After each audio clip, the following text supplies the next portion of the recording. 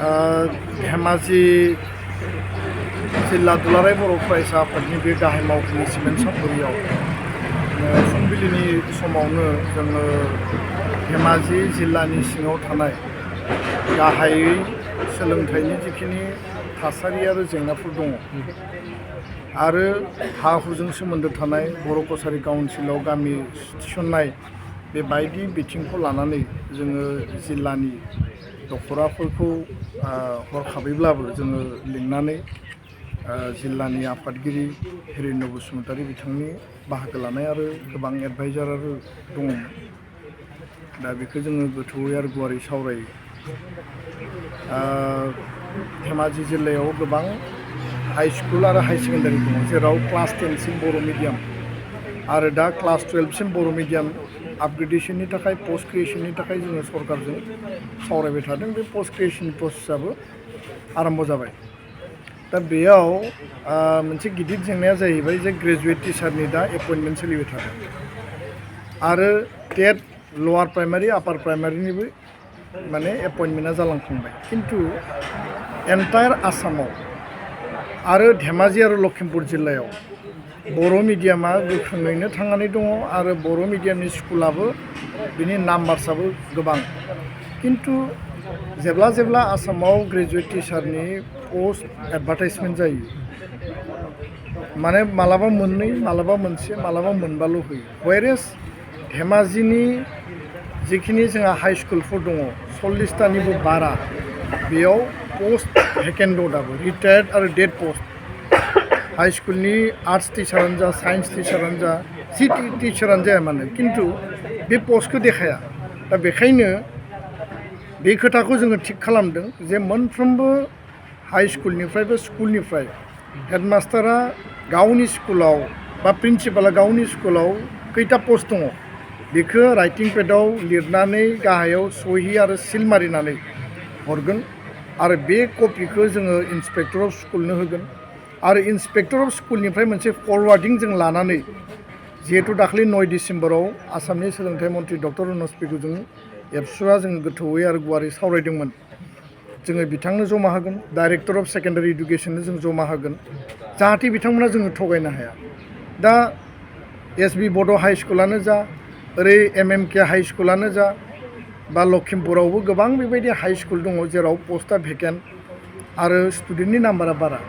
जायनि थाखाय बेयाव क्वालिटि टिचिं लार्निं बा क्वालिटि इडुकेसन मोनाखै। टिचार गैयिनि थाखाय क्लासा मोजां जाया। गोबां जेंनायाव गोबां थासारियाव दङ। दा बेखायनो बे जायगानिफ्राय मिटिं सोलिबाय थानायावनो धेमाजिनि इन्सपेक्टर अफ स्कुल कबिता डेका बिथांनो आं टेलिफनाव हरदों आरो बिथांखौ बुंदों जे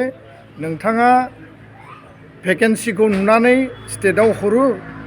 ना हरा, आरो हरोब्ला मानो एडभार्टाइजमेन्टआव ओंखारा, आरो बेयाव बबेयाव लेपसेस दङ बे खोथाखौ बिथांनो कुइसन खालामनायाव बिथाङा बुंदों जे आङो रिसेन्टलि आपडेट खालामनानै हरबाय आरो जि फरवार्डिं कपि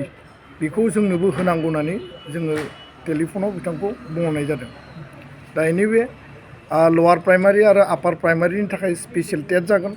हाई स्कुलनि पोस्ट माने रिक्रुइटमेन्ट बा एपइन्टमेन्टनि थाखाय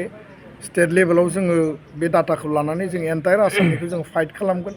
आरो जाहाथे 2 मासनि गेजेराव बिफर इलेक्सन कड अफ कन्डाक्ट बे टिचार रिक्रुइटमेन्टआ जाहाथे जायो। लवार प्राइमारि आपार प्राइमारिनि थाखाय स्पेसियेल टेटनि डिसिसन जादों आरो बावैसो RCJN जों एसे सिगाङाव बिथांखौबो टेलिफनिक डिसकास खालामनाय जादों जे स्पेसियेल टेटनि एडभार्टाइजमेन्टआ माब्ला ओंखारगोन, आरो बिथाङा बुंदों जे सानसे साननैनि गेजेरावनो, जिहेतु अलमस्ट गासिबो जिखिनि प्रसेस बियो कमप्लिट जाबाय, स्पेसियेल टेट बर' मिडियामनि LP आरो UPनि थाखाय जि कन्डाक्ट जागोन बेनि एडभार्टाइजमेन्टआ ओंखारगोन। आं खावलायो धेमाजि, लखिमपुर, मरिगाव, गवालपारा, गलाघाट जेसेबां दङ आसामाव एन्टायार आसामनि माने -6 सिडुल एरिया, जाहाथे बयबो स्पेसियेल टेटआव बाहागो लायो। जायफ्रा DLED दङ, जायफ्रा BEd दङ, बिथांमोना बाहागो लानायनि गेजेरजों जाहाथे जोंनि पस्टफोरा फिलआप जायो। बे मोननै गुबै आयदामोन आरो गोदानै 25टा बर' मिडियामनि जि मडेल हाई स्कुल गायसननायनि सेंसन जादों बेयो टेन्डार प्रसेसनि लामायाव दङ वर्ल्ड बेंकनि प्रजेक्टनिफ्राय बेसेबांबा कौटि थाखानि बेयाव मडेल हाई स्कुल बर' मिडियामनि गायसनगोन धेमाजि जिल्लायाव गंथाम मडेल हाई स्कुल मोनदों बे जोंनि थाखाय गोजोनथावना आरो बियो जुदि इमिडियेट वार्क अर्डार ओंखारोबा जाय माने ठिकादार जाया मावगोन बिथांमोना खामानिखौ मावनानै होयोब्ला बोसोरसेनि गेजेराव 2027नि जानुवारिनिफ्राय जों बेयाव गोदान एडमिसन होनो हानाय परिबेसखौ जों मोनगोन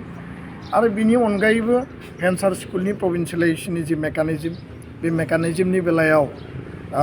डक्टर रनज पेगु बिथांजों रायलायनाय बायदि बर' कसारि काउन्सिलनि एरियानि सिंनि जेसेबां भेन्सार स्कुल दङ बे भेन्सार स्कुलखौ बर' कसारि काउन्सिला जिहेतु इडुकेसन डिपार्टमेन्ट दंखायो बेयाव मोनसे मेकानिजम रेजुलेसन लानानै as per 6.3 of BTR accord बा बर' एकर्ड बेखौ प्रभिन्सियेलाइज खालामनायनि थाखाय 70निफ्राय 80 खाननि गेजेराव एन्टायार आसामाव बर' कसारि काउन्सिल एरियानि भेन्सार स्कुल बर' मिडियाम दङ एलपि एमइ हाई स्कुल बेखौ जों खालामनो हागोन आरो काउन्सिलनि चिफ मिहिनीश्वर बसुमतारी बिथांनि टीमाबो दाख्लैबावै रायलायदों रनज पेगुजों आरो बिनि सिगाङाव जों रायलायबाय दा बे मेकानिजमखौ जों तयार खालामनानै प्रभिन्सियेलाइजनि जि प्रक्रिया बेखौ जों आवगायगोन गामि थिसननांगौ बिनि थाखाय जों रायलायबाय थादों बर' कसारि काउन्सिलनि पुर्नांग गामि थिसननायनि जि मेटार दा गासै बिथिंखौ लानानै बेयाव हा हुनिबो जेंना दङ ब्रह्मपुत्रनि बे सारा ओनसोलाव दाबो बसुन्धरानि गेजेरजों लेन्ड पाट्टा मोननायनि खामानिया आद्रा दंबावो बिनि थाखायबो जोङो फाइट खालामगोन आङो डिस्ट्रिक्ट कमिटिखौ खावलायदों आरो आनसलिक कमिटिखौ खावलायदों जे गासैबो तथ्यआ क्लियार जानांगौ तथ्यनि आधाराव जोङो जोंनि दाबि जोंनि मोननांगौ डिमान्डखौ जोङो खालामनांगौ आरो मा जेंना दङ स्टेट लेभेलाव फाइट खालामनो थाखाय दुलाराय बर' फरायसा आफादनि मिरु आफादा जों जेब्लाबो रेडि थेंक इउ